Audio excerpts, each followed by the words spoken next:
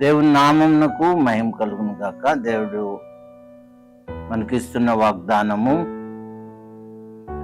కీర్తనల గ్రంథము 130వ కీర్తన 7వ వచనము.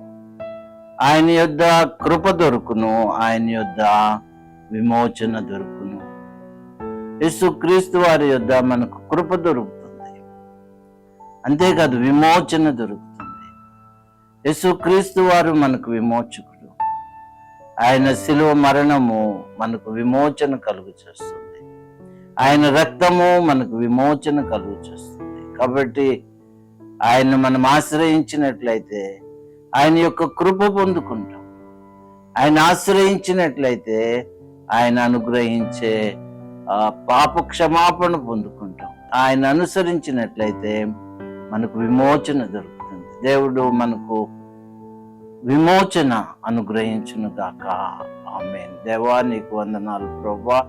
మా విమోచకుడా, మమ్మల్ని విమోచించి నీ కృపలో ఆశీర్వదించమని యేసు నామమున ఆమేన్.